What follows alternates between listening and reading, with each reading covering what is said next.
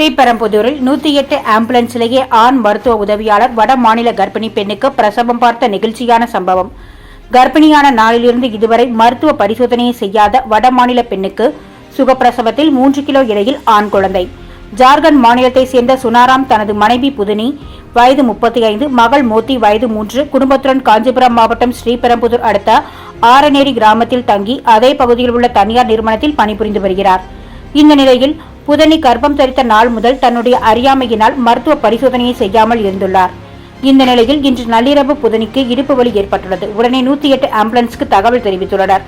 தகவல் அறிந்து விரைந்து சென்ற ஓட்டுநர் காளிதாசன் மற்றும் மருத்துவ உதவியாளர் மணிகண்டன் ஆகிய இருவரும் புதனியை 108 ஆம்புலன்ஸில் ஏற்றியுள்ளனர்.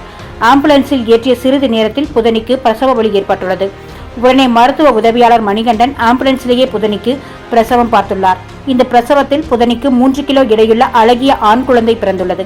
மேலும் ஆண் மருத்துவ உதவியாளர் மிகவும் துரிதமாக செயல்பட்டு இதுவரை எந்த மருத்துவ பரிசோதனையும் செய்யாத வட மாநில கர்ப்பிணிக்கு சுகப்பிரசவத்தில் ஆண் குழந்தை பிரசவிக்க செய்த சம்பவம் பெரும் நெகிழ்ச்சியை ஏற்படுத்தியதோடு பலரும் பாராட்டு தெரிவித்து வருகின்றனர்.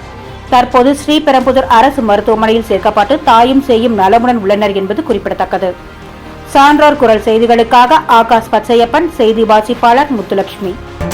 செய்திகளை உடனுக்குடன் தெரிந்து கொள்ள சான்றோர் குரல் பக்கத்தை